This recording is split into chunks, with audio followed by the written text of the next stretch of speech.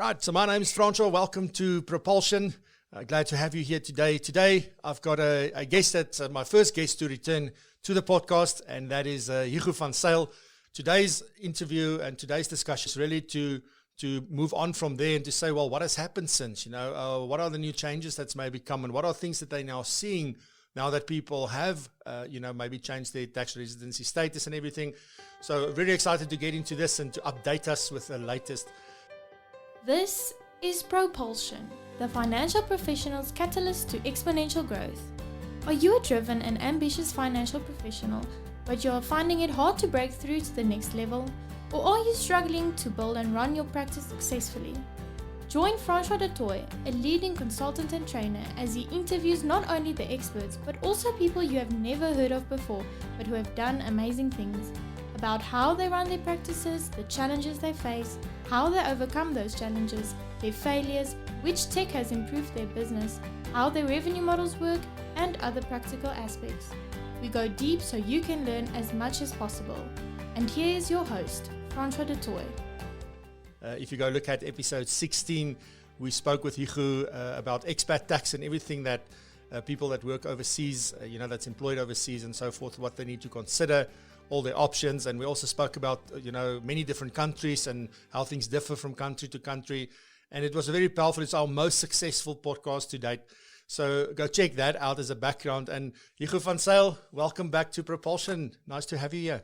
Thank you, Francois. I really appreciate it. And thank you for all your supporters sharing that podcast 16. It was really, really great for my business. I really appreciate what you do for us as small practitioners.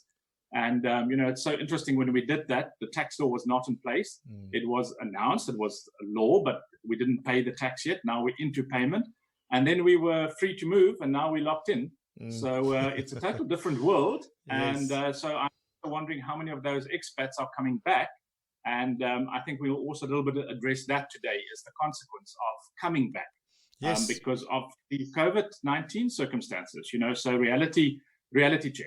But thank you for the opportunity. It's a big pleasure, Hugo. And, you're mentioning something there that, we could have thought about all the scenarios and all the circumstances and all the things that may or may not happen. I think the last thing that was on anyone's mind was that, guys, but what if a lockdown happens?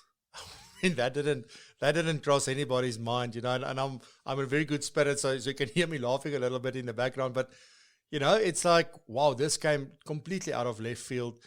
So I want to get into that in the podcast. But before I do that, I just want to clarify again, if you can help us just understand exactly, what is, when we talk about a resident, I think a lot of people immediately think citizen, passport, where do I live? Which country do I belong to? What nationality do I belong to? And when we refer to resident in these circumstances, when we talk about tax, it means something completely different. So can you sort of clarify about what does it mean to be resident, and then what are if you're not resident, what does that mean as well? Yeah, thank you, Francois. So first, I want to just go a little bit background that we have a Central Tax Administration Act, and most definitions is found in the Tax Administration Act. And then if it's defined in that act, that definition applies to all the acts: Value Added Tax, Income Tax Act, Estate Duty Act. The word resident is only defined in the Income Tax Act. Okay, so therefore, for Income Tax Act, what I now give to you as a resident, okay, it applies to income tax, capital gains tax, and donations tax. For estate duty, this rule does not apply, okay, because in the estate duty definition, there's no count of days. You only taxed if the asset is physically in South Africa or if you're ordinarily resident. But now in the Income Tax Act, we have that big word, ordinarily resident.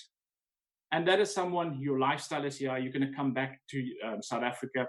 It's where you come back to the end of your journeys, okay? And it can be that you're out of South Africa for an entire year, but you're still ordinarily a resident, because this is where you're returning to. Your family ties are here, your wealth is here, your retirement planning is here. The other person that can be a resident is someone who has been physically present in South Africa, and that's a 5-year test. So in your 6th year, you look back 5 years, and you should have been in the country in aggregate 915 days, 915 days. Each year, 91 days. So an average 183 if you divide 915 by 5. And then in the 6th year, you must be here 91 days. Then it takes you back to the first day of the tax year, where ordinarily resident can be in the middle of the year. Practical example, you're a South African, you marry a British wife, she comes to South Africa, she arrives here 1st of July, you get married during July, she becomes tax resident ordinarily on the 1st of July. She doesn't go back to the first day of the tax year. So now you have two means of becoming resident. We use for everyday speak the word tax resident, but the law just refers to resident. Why we use the word resident is to make sure that we distinguish it between a home affair residency and a resident for banking or financial exchange control purposes. Right. So now you can be a resident and pay income tax on a worldwide basis because of ordinary residence or the physical presence test. But how do you break that? Because that is for the expats. The utopia is to break that residency. So there's the 330-day rule. If you're out of South Africa for more than 330 consecutive days, that's about 11 months, okay, then you are non-resident, but only if you became resident on the 915 days. So for most born and bred South Africans, forget the 330 days. That is not your test. For the born South Africans, the only way you can break tax residency is either breaking ordinarily residence to be able to show you're not coming back to South Africa. You are making your financial footprint, your family footprint very small in South Africa. Obviously, you can't be held responsible for your cousins and nieces and so on that's still in South Africa, but you take your wife, your children, they go to school that side, they go to varsity that side, you sell everything, close down the South African trust. There's a lot of indications or indicators, okay? And we have seen that formal immigration or financial immigration is one of those because it's a way to show intention. So often they can only trust your intention because how are you going to prove you're not coming back? You need not give up your passport. You need not give up your ID. Okay. The other way that you can become tax non-resident is to apply a tax treaty. So at the end of this income tax only definition, it says if you are ordinary resident or if you are physically present. If, however, you are deemed, very important word, deemed to be exclusively tax resident, or as the treaties use the word, solely tax resident in a treaty country, and it's an income tax treaty, then you will be deemed to be non-resident in South Africa. And that then triggers the capital gains tax or the exit charge. Okay, so that's resident for income tax purposes.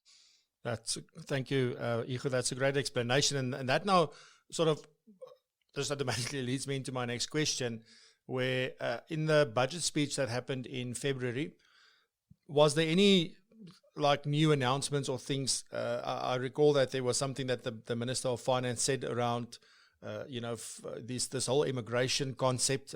I guess they're referring to formal immigration, that they want to do away with that. Is there any sort of update on that or any idea of where that is going? And am I interpreting that correctly? Is that what they're looking at? Yeah. So yeah, the minister, the profound statement he said, we don't want you to break all ties with South Africa. Okay. So he did not stop tax treaty tax immigration because that is a temporary tax break. It's a deeming provision. The minute you come back, you're back into the tax system. So he tried to give the message that they are not chasing South Africans away by taxing them, okay? So he did announce that formal immigration as we know it today will be abolished by the 1st of March, okay? But it was part of a bigger picture. We have signed the African Trade Agreement in terms of which exchange control had to go. So interestingly enough, if you look at one of my blogs, that was first published in the budget speech of 2012. Okay, so it is a document, 55 countries signed that roughly August of 2019. And for those guys dealing with Mozambique clients, for example, you'll see that the meticas are coming out. Terrible rates, but they also had to give in on their restrictions. So all the 55 countries in Africa that signed that agreement have to, by end of 2021, have abolished exchange control as we know it. So he's just said that it will change from a negative, you can't do this, to yes, you can do that, but you have to either get permission or place on record. So it's going to be a more positive system than as it is the moment a very negative. No, you can't do that unless you have permission. So we don't exactly know. He's only issued, or the Reserve Bank has issued Circular 2 of 2020, which is on the Reserve Bank page, resbank.coza, if you're going to go and look it up. And you just top in the right corner, type in Circular 2, and you'll find it. And there's not much more that was in the budget speech, but it also goes towards the corporates. But I think the very important part that he said to us in that speech is that he's going to equalize the playing field between tax residents and non-tax residents, or people living outside of South Africa. But to get your money out, they may introduce more restrictive tests, and those are going to be anti-terrorism and source of fund tests. Okay.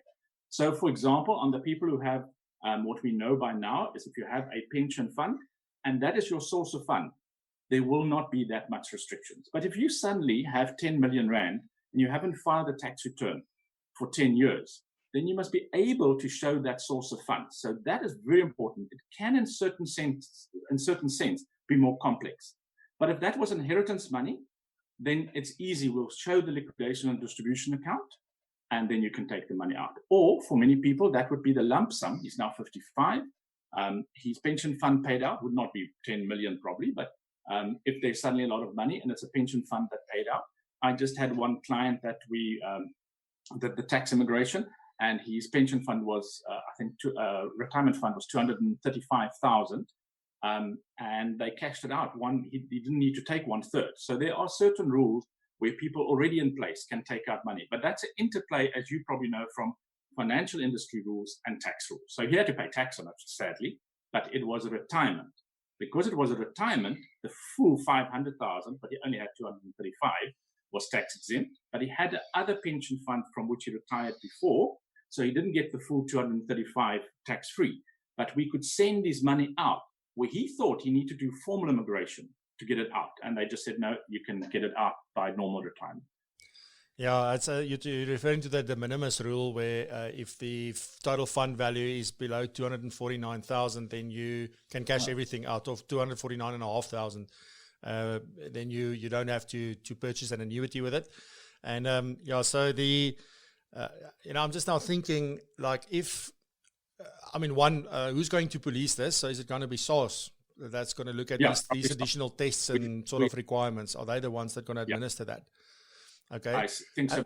Tax clearance processes through SARS, yeah. Okay. And what do you think is going to happen to the blocked accounts and those things? Will they still remain, or are those kind of treatments going to fall away then? Because usually when somebody financially or formally immigrates, they get blocked accounts and they have to transact through their banks, etc. Is that going to remain, do you think, or is that going to change? Well, that's an interesting thing, and that's going to be another impact on the Rand. Okay. So he's made no announcement in the budget about that. But if you look at that agreement, the African Trade Agreement that was signed, okay, you may not restrict or withhold other than a tax withholding, okay, like a 15% dividends tax or a 20% dividends tax. So strictly speaking, in terms of that agreement, he must release that. Whether it's going to be a phased release or an automatic release, we don't know. Okay. So currently, you can let 20 million a year go without a further tax clearance. If you want more than 20 million, we ask. So there are certain processes, and then they want a tax good standing. So all they'll probably say is now it's not a Reserve Bank application. You can go directly to the tax man. But will all that blocked cash then flow overnight? That's an interesting question, because for those who monitor the Rand, that is my big concern, that it must be in a responsible way and not overnight. So the other question, for example, is a lot of people have what we call blocked assets that are not cash. It's, for example, a share certificate. Those you can already transfer out. Okay, there's no problem on that. But now in future, you don't need to then formally immigrate. If you then have a tax certificate of another country, he will allow you to immigrate that tax certificate. And that will then cause what we call a loop.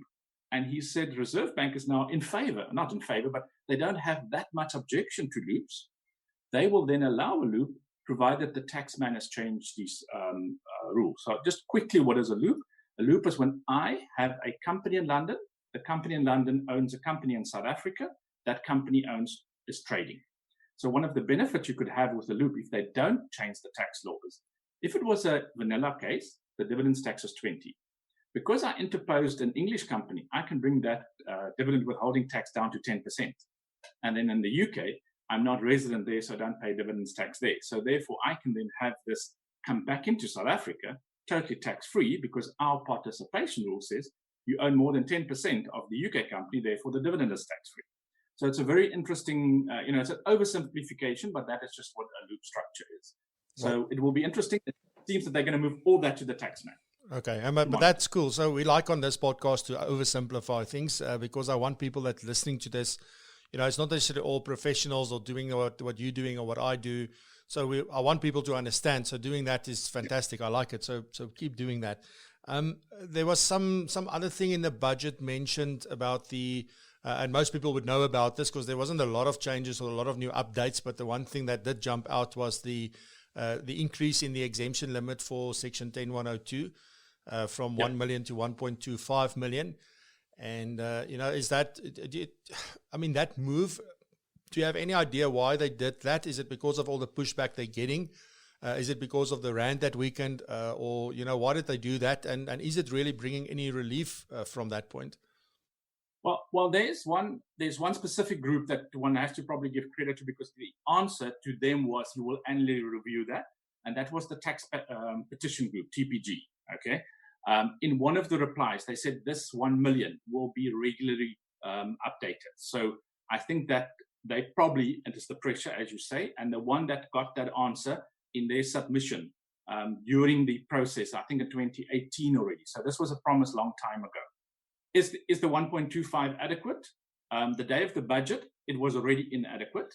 Now with the rand falling, it is really so bad that if you look at the statistics, my clients, the typical client who would not have been subject to this capped exemption was a crew on a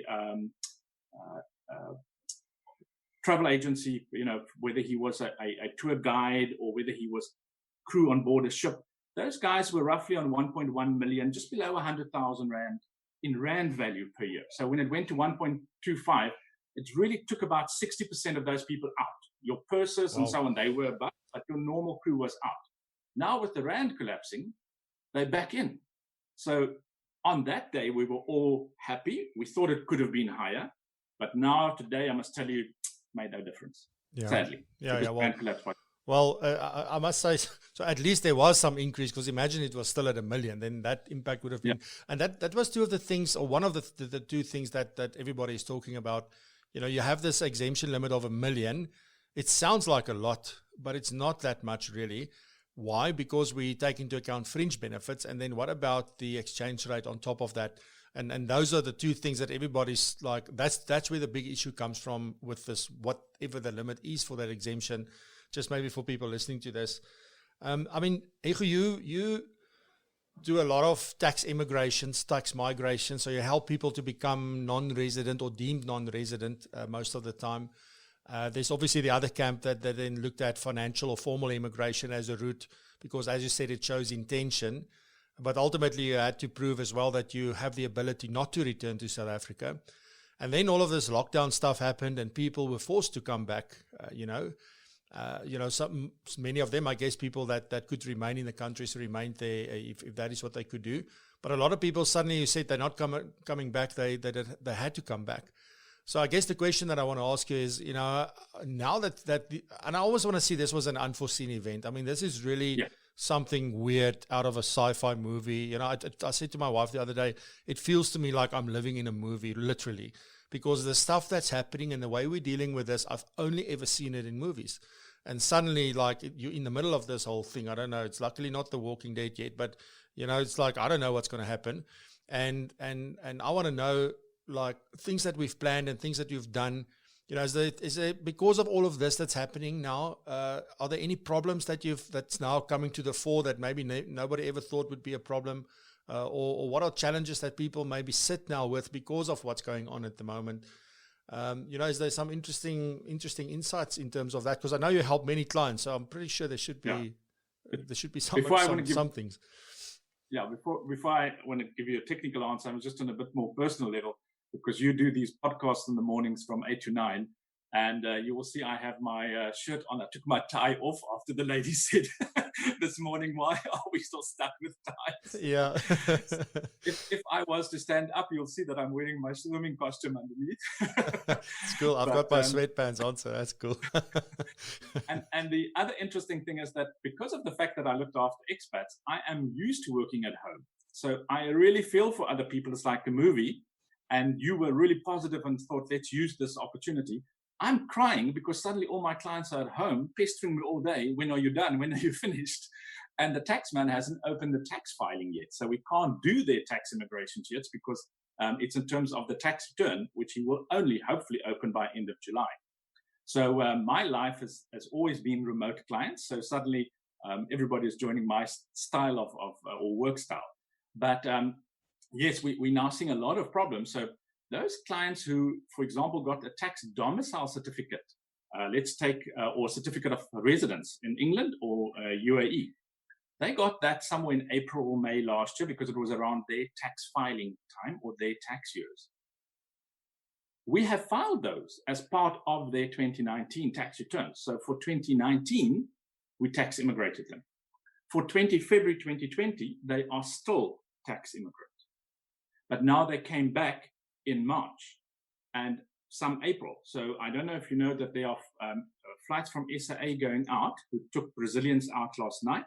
And it was amazing sitting here for the first time. We heard an aeroplane in Cape Town. You know, it's like a noise that you always heard, but now suddenly you missed it. And then when you hear it, you realize it. Yeah, the same year, so because the planes come in from Durban and they turn over my house or just off my house. So they turn to Lanseria.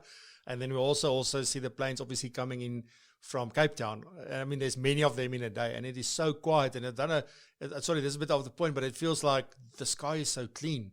Even the stars at night. I don't know if we just maybe more aware at the moment, or whether the skies are more clear. So that's an interesting observation as well. Well, for those who listen very carefully, you can hear the seagulls in the background. It's one of the things that we've picked up in Cape Town, in Sea Point, where I live, is that we can hear the seagulls. 8 o'clock at night when we start clapping their hands, we wake up all the seagulls, and you must hear that noise because I've actually did a video clip that I posted, so it's quite interesting. Yeah, I saw that. Anyway, that was quite amazing, by the way. Amazing. So now I have a Brazilian who's on a flight back to South Africa. He lost his job. Okay, the airlines there retrenched all the South Africans because they lost that flight between Cape Town and Sao Paulo a long time ago, but they still kept them on because it was nice to have South Africans on. Now they just said, sorry, there's your paycheck. So that guy's visa expired. He's coming back on that flight. Okay, so it seems there's Argentinians and Brazilians on that flight coming back, but he is coming back. I must tax immigrate him back into South Africa.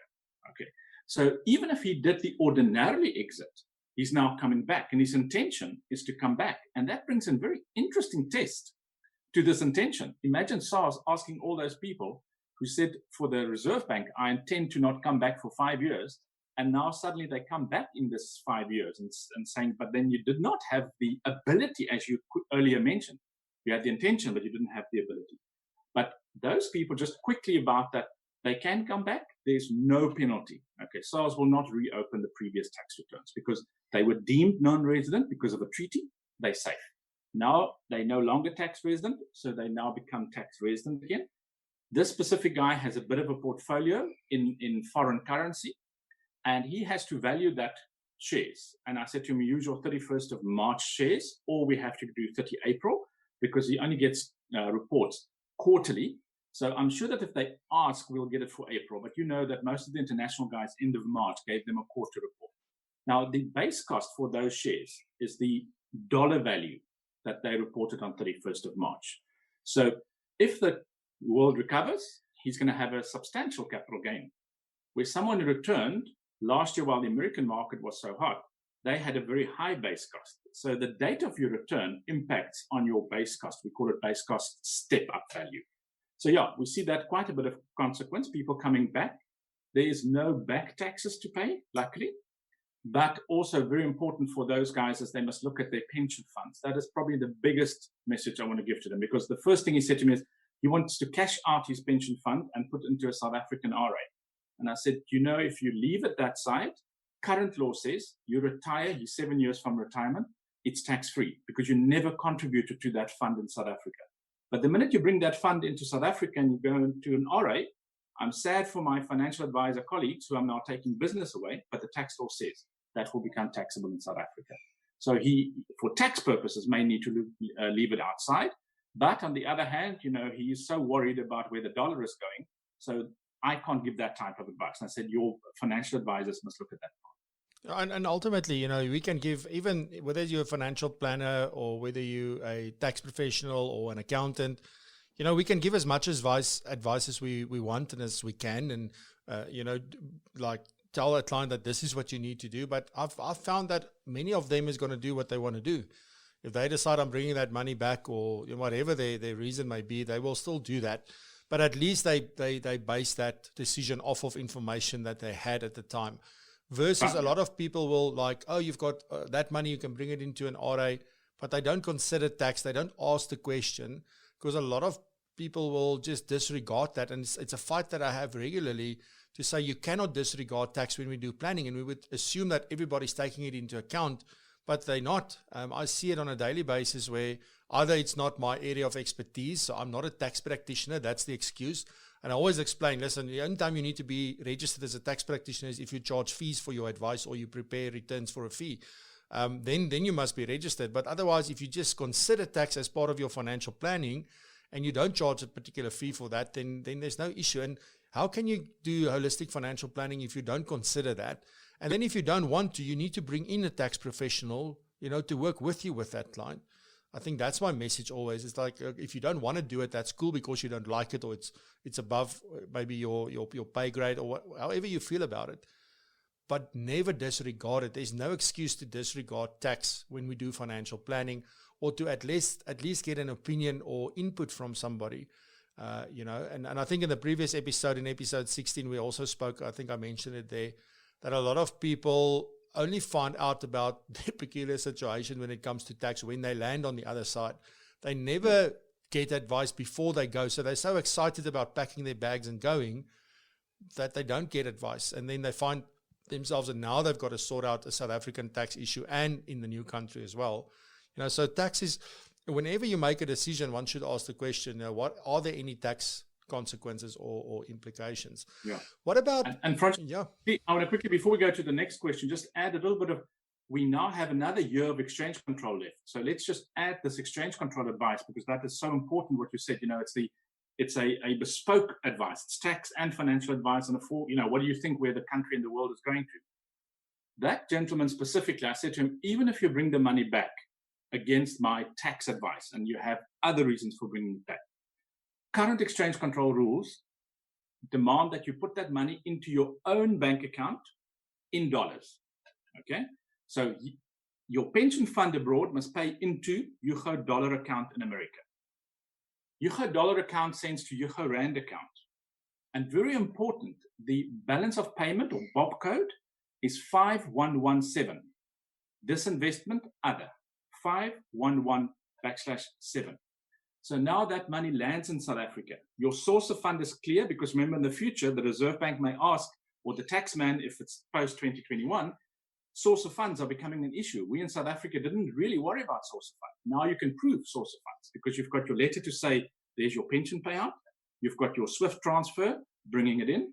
And current exchange control rule says you can take, if that landed as R1 million, you can forever and a day take R1 million out without a tax clearance certificate. So that is a bit of a freedom. So if you don't get the same dollar amount, you're bad luck. If you get more dollars, you're good luck.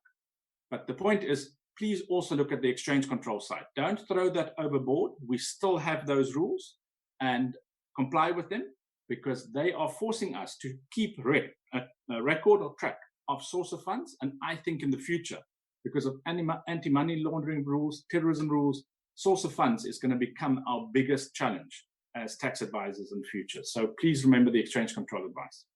So that's actually a very important point you're making now, specifically if there's financial advisors listening to this, because what that means is if that money needs to pay out into Yugo's Rand bank account, if you now put that money into an RA, that means it's a voluntary contribution. So meaning you get a tax deduction for it. The other problem that you then sit with is that if that's a big amount, that's going to be well above whatever it is, your 27.5% or the 350 or whatever. Now you sit with a situation where the balance of that when you die is also a property in your estate, because now it's a voluntary contribution. It's not being transferred over directly from the pension fund overseas to the pension fund or the RA in South Africa. So that's important to understand, that this becomes a voluntary contribution. It may be great. And yes, if you retire, you can offset it against with 10C and against the lump sums and all of those kind of things.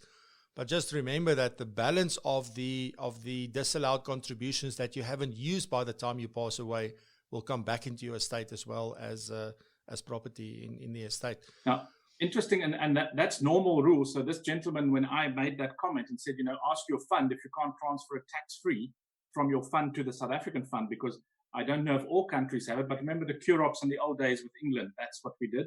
And he came back, and because of COVID and their circumstances, their government, as part of their tax incentives, gave it to them tax-free.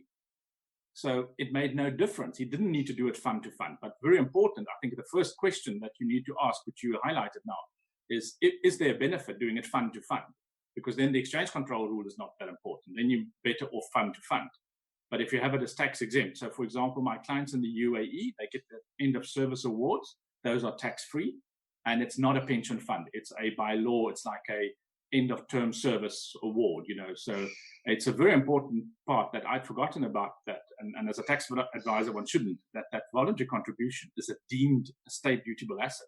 And as I said, this guy is 48, he's 7 years from retirement. Yeah.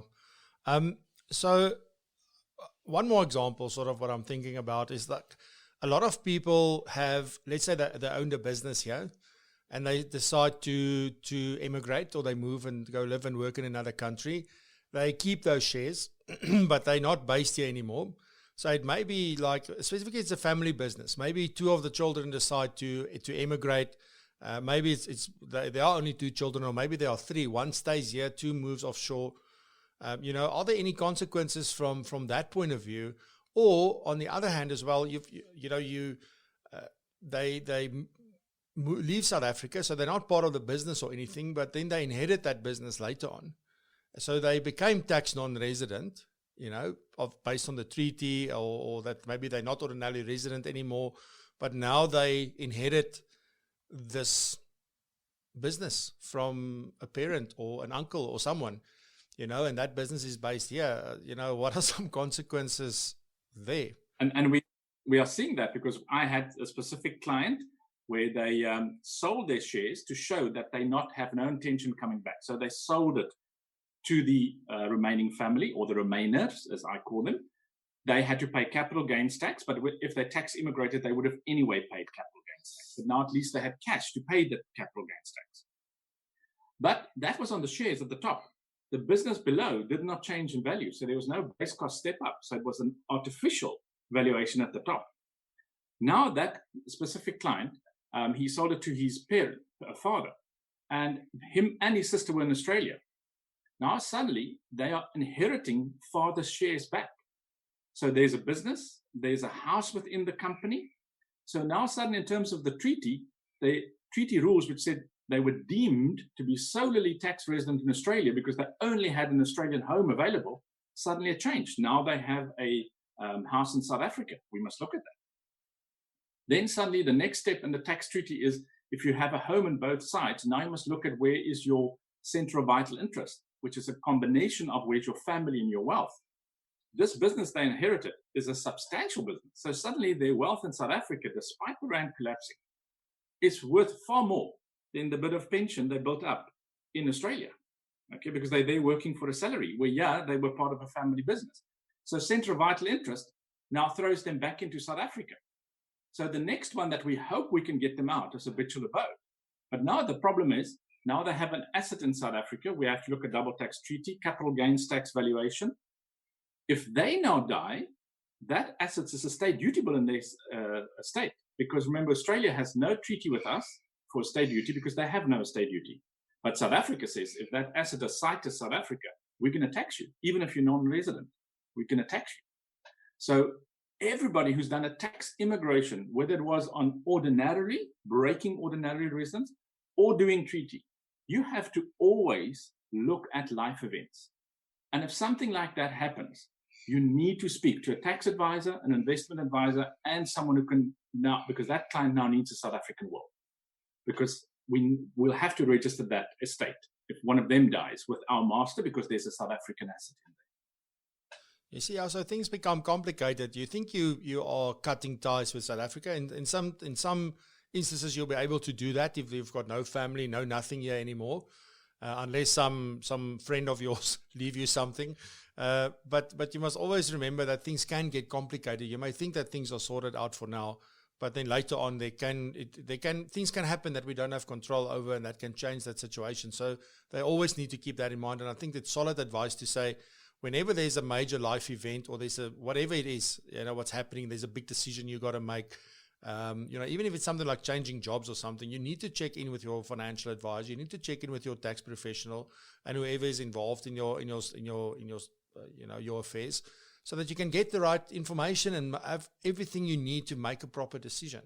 Because sometimes we think we do things that sounds great, our gut feel says it's great, and then there's some legislation or some implication for that impacts the real benefit, and when you think you're going to get something that's going to be to your benefit, as I said, then it's actually not.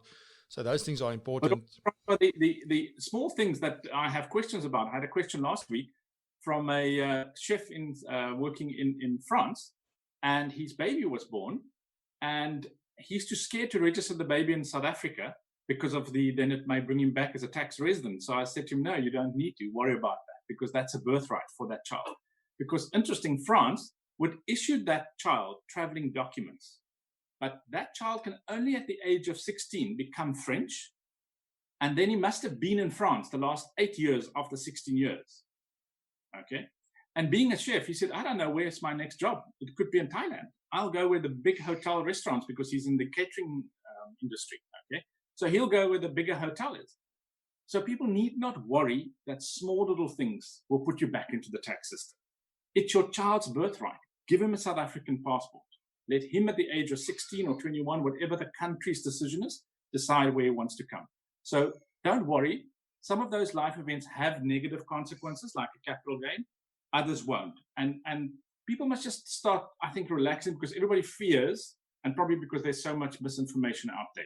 But I think the most important part is, even if you've left South Africa, don't fear calling back on a friend in South Africa. Call a friend, phone someone and ask, what is the impact, and we'll help you. Yeah. Then I want to get to, if I can just summarize before I get to my next question is, whenever something happens, get advice. Even like that, should I register my child, yes or no? Just ask the question. And even if the question in this case is, don't worry about it. No, let him decide at some stage. There's no implication. Then okay? So ask the questions. That's too few people don't want to ask questions because they don't want to look stupid, or they don't want to spend the time, or they in a hurry. They just, some people are just naturally like, I just want to get it done. That's just, this thing is a distraction for me. Last year in the budget speech, and then in the memorandum of incorporation, where am I falling out now? When the draft taxation laws amendment bill, the first draft came out, and that they spoke about that they are looking to allow employers who's got people working outside of South Africa on their behalf. So in other words, if they are responsible for collecting pay as you earn from employees because they resident in that sense, the business itself, when they have people working overseas, they still have that responsibility to deduct pay as you earn from them. And there was the suggestion that be amended so that the employer will be allowed, in order to reduce the pay as you earn, if that employee is also paying tax on the other side. And I'm oversimplifying now. And as far as I understand, that has now been implemented in January. So it's now how it is. But I don't know if people know who's responsible for that. How do you go about? I mean, you can't just decide that you're going to deduct less pay as you earn. I'm pretty sure there should be a process or something. How does that work? Is it now implemented? And then if it is, how do we go about sorting that? So just to give a bit of background, so from that process we had when we made the comments on the draft bill asking for that change, they came back, and this is very critical to this process, is that the tax credit will be given to the taxpayer when he tax files. So this process does not remove the obligation of every expat to keep record of what is paying tax that side. So they said they're not going to change Section 6 quad. It remains your obligation as taxpayer on assessment to claim the credit. And remember, each expat is a provisional taxpayer. So first of all, their first obligation to pay tax, if they are not employed by a South African employer, is 31st of August, provisional tax. Okay, so that's the first deadline for South Africans living abroad that remains tax resident. Okay. Sorry, I just want to clarify before we move on. So every person that's working overseas, because Section 10102 changed and there's now a capped limit, which means you may or may not be liable for tax in South Africa, okay, depending on how much you earn now, where previously you would be fully exempt, okay, if you complied with that section. But what you're saying now is that now you have to submit provisional tax returns if you work overseas. Is that's a requirement now? On SARS's webpage, it actually says anyone employed by a company that has no employee number in South Africa is deemed a provisional taxpayer. It's on their provisional taxpayer page now. Okay, but does that must then be a null return? Some people must do null returns. They will not be exposed. But you're so correct to say you must do the null return. But does that mean that if so that's when the employer is not liable for pay as you earn in South Africa? Yeah. So you're working for a foreign employer. Yeah. But what if I work for a South African company and they send me offshore? Am I still then supposed to register for provisional tax or submit? You don't register anymore. Do you then need to submit provisional tax returns? Yeah. Then you're interestingly not. That's where I'm going. Then you're not a provisional taxpayer. So your escape is then the fact that you are paying monthly tax. There could be other reasons why you're a provisional taxpayer. And most people it's triggered because they're renting their home out in South Africa. So it's the rental income that makes them a provisional taxpayer. But in that process that you refer to, we did a lot of lobbying to change Section 6 quad. Now, SARS has not fully addressed the issue because in countries like Nigeria, you don't get an assessment. It's just a final deduction. So we still don't know exactly how we're going to prove that credit. But 6 quad says if you want to claim it, you must be able to prove it. So what they said is for provisional, for pay as you earn, the employer need not submit evidence. You still have to go through this directive. So some people, and it's called IRP in 3 in bracket Q. So some people call it the Q directive as a short. Other people call it the FTC, Foreign Tax Credit Directive. So what they've brought as a middle way and meeting us halfway is to say that they will give you a directive to lower your monthly withholding tax in South Africa.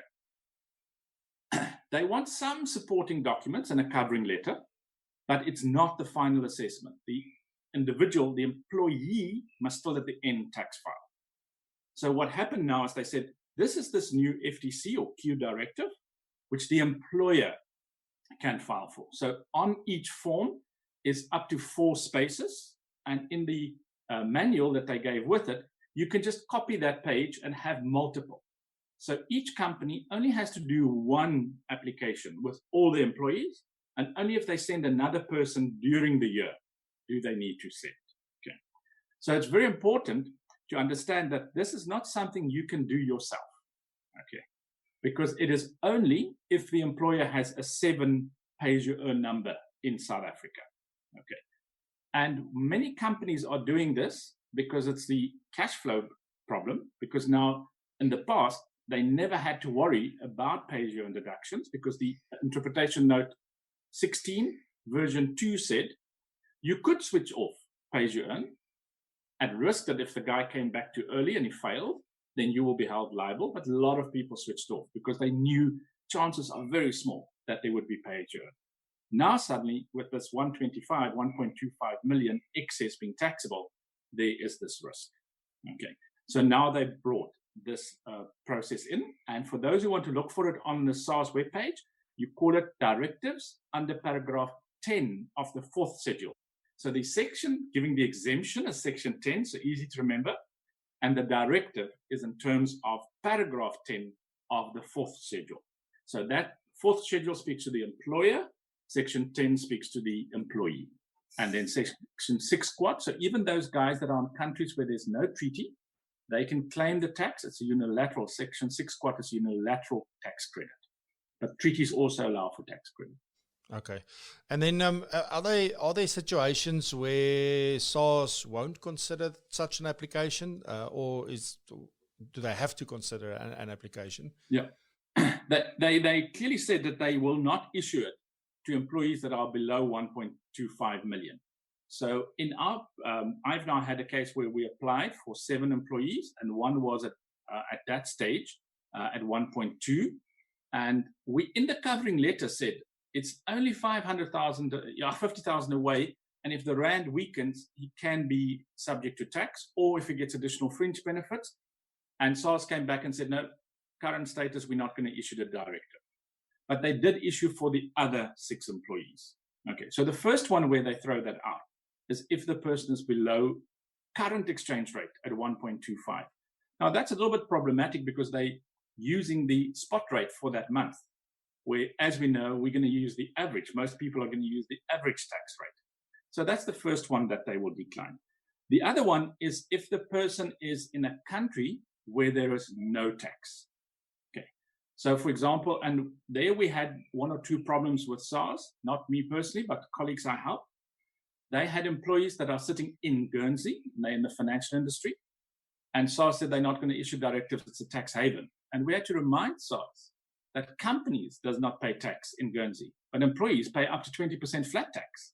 Okay, so now they have issued it. So there is resistance from SARS. They're not just going to issue it, but that speaks to the attachment letter. It's very important that part of the requirement is they want a detailed, like, business case, why you're doing it. And I said to my client, you know, one of the problems you did is you should have in your covering letter said, there is the proof of the tax my client is paying. This would have removed a rejection.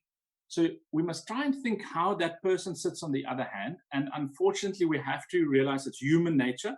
You get to page 1, oh no, throw it away. You didn't read page 2. Okay. So upfront start and say, I'm doing this because my seconded employees is in a country that pays tax. Attached is the proof thereof. Okay. Because that is the first hurdle you must pass, is to show that I'm responsible for pay as you earn, and my employee is already paying pay as you earn on the other side. So it's more a case of not who cannot, it is who can. Okay. But then the other people that they will not entertain. Okay. And that is a bit of a problem at the moment because I don't see that in the law it's forbidden. Okay. I have a client that is tax resident in America. He's never lived in South Africa.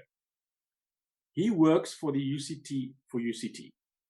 UCT deducts pay as you earn every month because they pay him every month. Okay.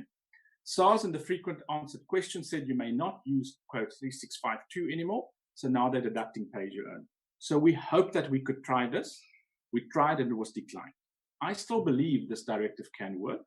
Okay, because interesting in the and the 4th schedule, it doesn't say it's for non-residents. It says it's for employees that are subject to tax in South Africa, and it causes financial hardship.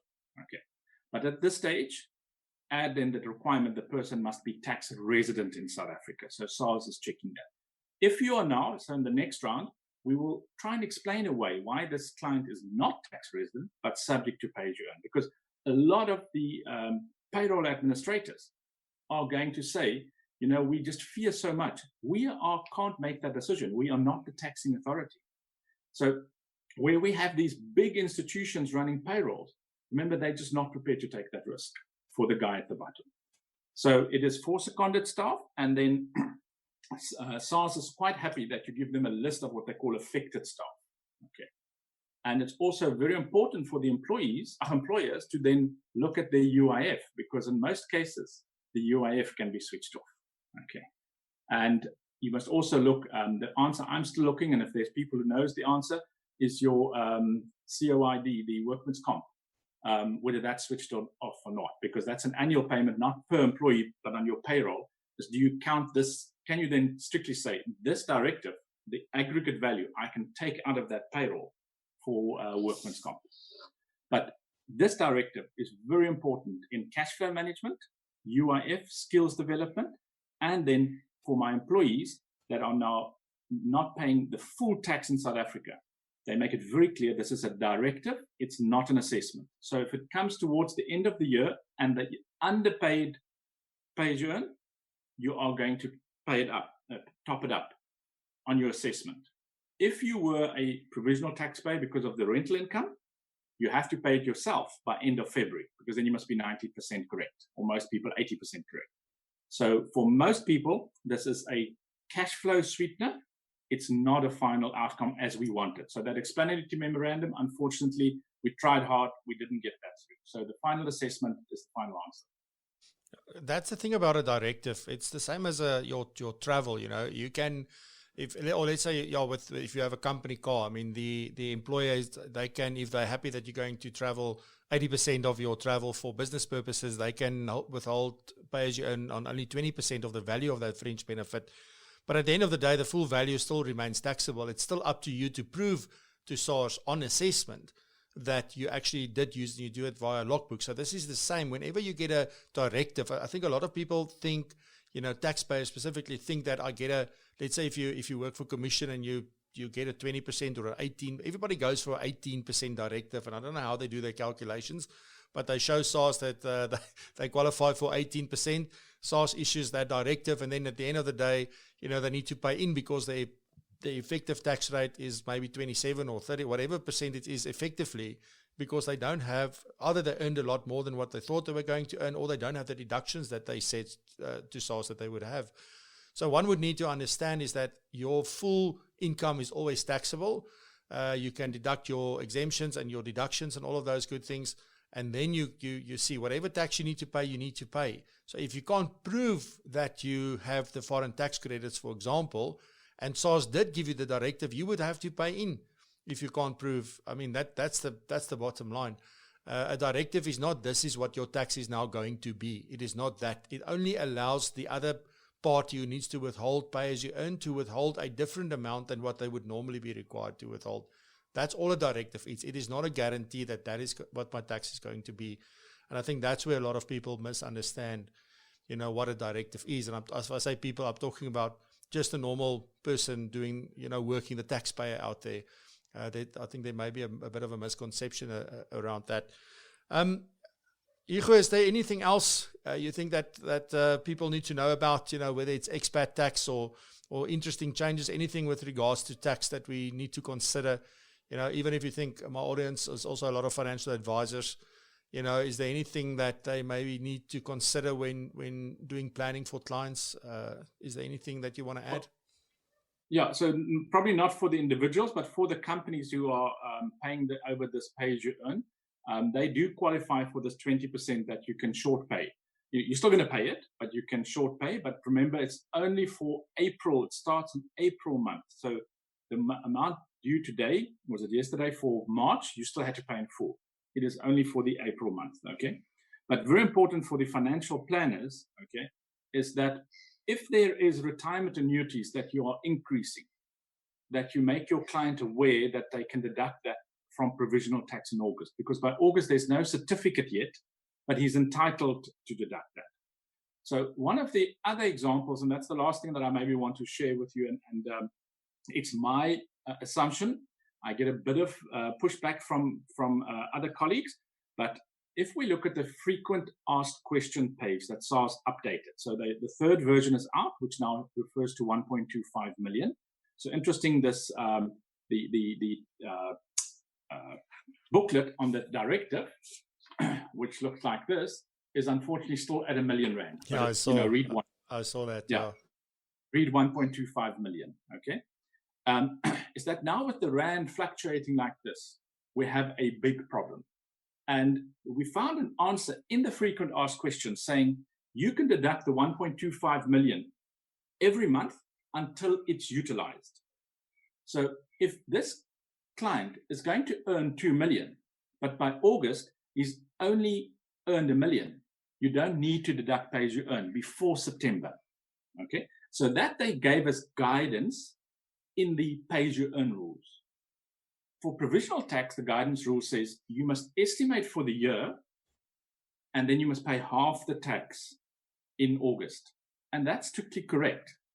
But I'm now saying I do not think SARS can penalize you if you deducted. You didn't half the 1.25. You took the 1.25 in the first 6 months because they allow it for employers. Therefore, it would be for your provisional tax. Because if you don't do that, the person who has this directive is going to have a huge problem because his employer didn't deduct pay as you earn, because frequent asked question somewhere in the 40s said you can deduct the 1.25 million in the first 6 months. Now, when you as financial advisor do the same, you're going to get a different answer. And you're going to tell your guy pay in, and it's going to be too much. So to equal that play, I have sent that to Treasury specifically, saying that there's a policy issue now in the provisional tax that does not align with the pay as you earn, and that's the example of the cases. So that is very important. And we're in a transitional period. Remember that the penalty says if you apply your mind and you can show, then SARS has to reverse those penalties. So whatever you do, keep that calculations, make sure your client signs off on it. And if he has an HR that's approachable, that they maybe just have a look at that. Okay. I know employees don't like that because they're now giving too much information to the employer again. But it's, if you don't want to do it, I fully respect it. But it's just one of those, we're in a transitional year, and we must just be mindful that SARS needs money. Okay. And penalties, as you've seen, is computer generated. That computer has no mind. It says, tick the box, you're underpaid, there's the penalty. And we need to build up the case to show that we did the right amount of work. Awesomeness. Hugo, thank you very much. I think this is a very powerful and insightful discussion that we've had. Thank you very much for the update and for taking the time to chat to us today. I really appreciate it. And, I look forward, if there's any comments or anything, people can leave comments on our on this episode on the website at propulsion.co.za. And I wish you well. Stay sane during this period of time. We're recording this in April 2020.